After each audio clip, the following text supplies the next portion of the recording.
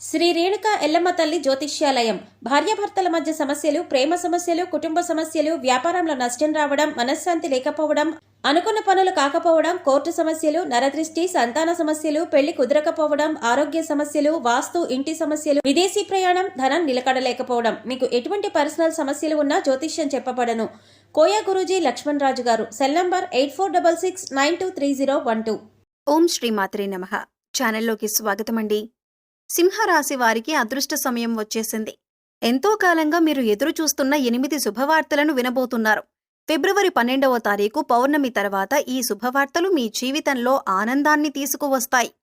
మరి 12వ తారీఖు తర్వాత ఆ శుభవార్తలేంటి? ఈ శుభవార్తలు వినటానికి ముందు మీరు ఎటువంటి ప్రవర్తన కలిగి ఉండాలి, ఎవరితో మీరు జాగ్రత్తగా ఉండాలి, అలాగే ఏ దేవతారాధన చేయాలి అనే అంశాలతో పాటుగా ఈ రాశి వారి గురించి కొన్ని ఆసక్తికరమైన విషయాలను ఈ వీడియోలో మనం వివరంగా తెలుసుకుందాం. కానీ అంతకంటే ముందు మీరు కనుక మన ఛానల్ని ఇప్పటి వరకు సబ్స్క్రైబ్ చేసుకోకపోతే సబ్స్క్రైబ్ చేసుకొని పక్కనే ఉన్న బెల్ ఐకాన్ నొక్కి ఆల్ సెలెక్ట్ చేసుకుంటే మేమిలాంటి వీడియోస్ అప్లోడ్ చేయగానే ముందుగా మీకు నోటిఫికేషన్ వస్తుంది. అలాగే వీడియోని ఎక్కడా కూడా స్కిప్ చేయకుండా చివరి వరకు చూస్తేనే మేమేం చెబుతున్నామో మీకు పూర్తిగా అర్థమవుతుంది.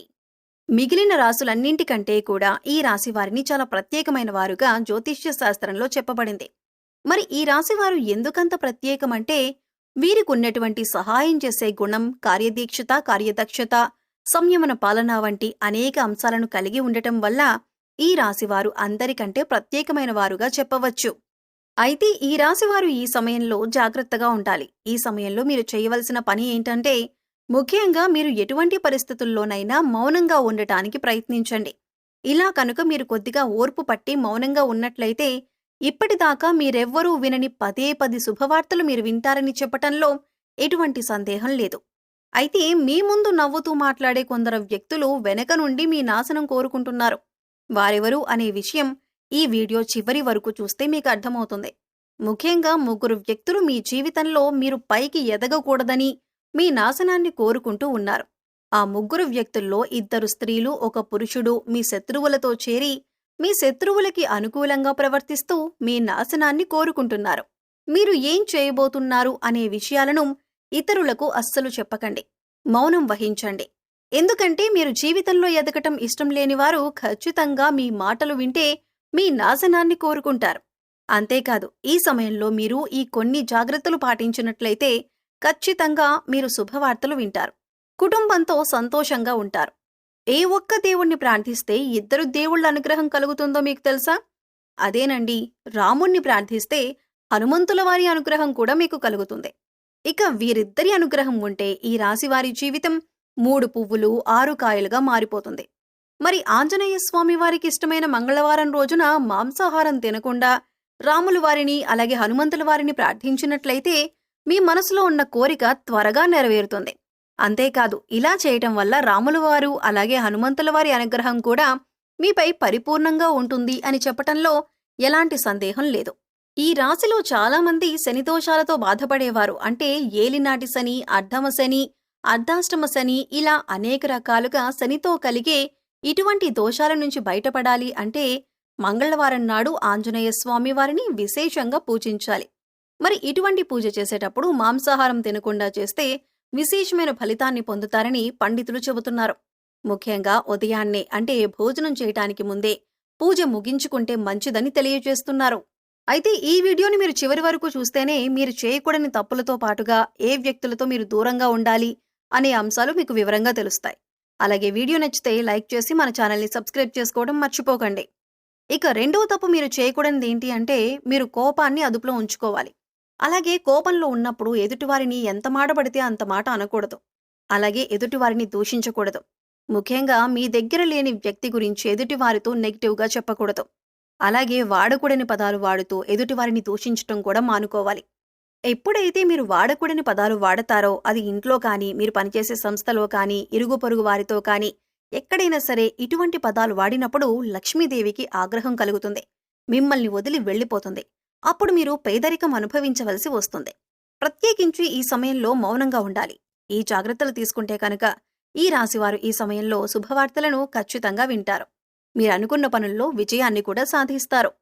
మిమ్మల్ని ఎవరైనా రెచ్చగొట్టినా సరే, అనకూడని మాటలని మిమ్మల్ని ఆవేశపరిచినా కూడా మీరు ఈ సమయంలో మౌనంగా ఉండటం వల్ల అనేక ప్రయోజనాలను పొందుతారు అనటంలో ఎలాంటి సందేహం లేదు. కొద్దిగా ఓర్పు వహించినట్లయితే కనుక జీవితంలో మీరు శుభవార్తలను వింటారు. అంతేకాదు, మీరు జాగ్రత్తగా ఉండవలసిన ఇంకొక అంశం ఏమిటంటే, అందరినీ నమ్మి మీరు డబ్బుగా అప్పు ఇచ్చినట్లయితే కనుక మీకు డబ్బు తిరిగి వచ్చే అవకాశాలు చాలా తక్కువగా ఉంటాయి. ఈ విషయాన్ని మీరు గమనించాలి. ఎందుకంటే ఎవరిని పడితే వారిని నమ్మి డబ్బు ఇచ్చినట్లయితే మీ అవసరాలకు డబ్బు లేక మీరు చివరికి ఇబ్బంది పడవలసి వస్తుంది. మనకి ఉన్నంతలో దానం చేయటం, హెల్ప్ చేయటం తప్పు కాదు. కాకపోతే మనం చెయ్యలేని సహాయాన్ని కూడా మీ భుజాల మీద వేసుకుని చేయటం వల్ల మీరు చిక్కుల్లో పడే అవకాశం ఉంటుంది. ఈ విషయాన్ని మీరు గమనించాలి. ఇక ఆర్ అనే అక్షరంతో పేరు మొదలయ్యేవారు ఎవరైనా ఉంటే అటువంటి వ్యక్తుల వల్ల మీ జీవితంలో కష్టాలు అధికంగా వస్తాయి. కాబట్టి అటువంటి వ్యక్తులు ఎవరో మీరు పరిశీలించి వారికి దూరంగా ఉండటం మంచిది. అలాగే కష్టాల్లో ఉన్నవారికి మీకు వీలైనంతగా సహాయం చేయటం వల్ల మీరు అదృష్టాన్ని పొందవచ్చు. అంతేకాదు, ఈ రాశివారు ఎవరైనా మంచి పొజిషన్కి తీసుకువెళ్ళాలి అనుకుంటే అలా చేసే శక్తి ఈ రాశివారికి ఉంటుంది. వీరికున్న పలుకుబడిని ఉపయోగించి వీరికి కావలసిన వాళ్లని అందలమెక్కించగలుగుతారు. వీరెవరినీ కూడా గుడ్డిగా నమ్మకూడదు. మీకు ఏదైనా కష్టం వచ్చినా ఎదుటివారితో చెప్పటం కంటే కూడా ఆ దేవుడి వద్ద చెప్పుకోవటం అనేది చాలా మంచిది. అంతేకాదు, ఒక రకంగా దేవుడి దగ్గర చెప్పుకోవటం వల్ల మీ కష్టాలను దేవుడు విని వెంటనే తీరుస్తాడు. ఎందుకంటే ఈ సమయంలో మీకు దైవ బలం కూడా అండగా ఉంది. ఇక మీలో ఉండే నెగిటివ్ ఆలోచన కారణంగా, అంటే నేను చేసే పనిలో విజయం సాధిస్తానా లేదా, నేను చేసే పని కరెక్ట్గానే చేస్తున్నానా లేదా అనే ఆలోచనతో ఉండటం వల్ల మీరు చేసే పనిలో పొరపాటు జరిగే అవకాశం ఉంటుంది. అందువల్ల ఎటువంటి నెగిటివ్ ఆలోచన లేకుండా దేవుణ్ణి నమ్మి దైవం మీద భారం వేసి మీరు పని చేసినట్లయితే ఖచ్చితంగా మీరు విజయం సాధిస్తారు. అలాగే పని ప్రారంభించే ముందు దేవుణ్ణి తలుచుకోవటం మాత్రం మర్చిపోకండి. పి ఇంకా ఎస్ అనే అక్షరాలతో పేర్లు మొదలయ్యే స్త్రీలతో మీరు చాలా జాగ్రత్తగా ఉండాలి. వారిని నమ్మి అన్ని విషయాలను వారితో చర్చించకూడదు. అంతేకాదు, వారికి ఎంత దూరంగా ఉంటారో మీకంత మేలు జరుగుతుంది. అలాగే ఆర్ అనే అక్షరంతో పేరు మొదలయ్యే మగవారితో కూడా ఈ రాశివారు దూరంగా ఉండాలి. ఎందుకంటే ఈ ఇద్దరు స్త్రీలు ఇంకా పురుషుడు మీ నాశనాన్ని కోరుకునే వారిలో ఉండే అవకాశం ఉంది. ముందు చెప్పుకున్న విధంగా ఈ అక్షరాలతో పేర్లు మొదలయ్యే ఇద్దరు స్త్రీలు అలాగే ఒక పురుషుడితో మీరు చాలా జాగ్రత్తగా ఉంటే మీ జీవితంలో మీరు ముందుకు వెళతారు. అలాగే మరిన్ని యోగవంతమైన ఫలితాలను పొందటానికి ఈ సమయంలో మీరు చేసుకోవలసిన దేవతారాధన చూసుకున్నట్లయితే గురువారం నాడు దత్తాత్రేయ, దక్షిణామూర్తి వంటి గురుస్వరూపాల ఆలయాన్ని దర్శనం చేసుకోండి. మాస శివరాత్రి రోజున శివుడికి అభిషేకం చేయించుకోండి. అలాగే సోమవారం నాడు శివుడికి విశేషంగా పూజ చేసుకున్నట్లయితే జీవితంలో ఉన్నతి పొందుతారు.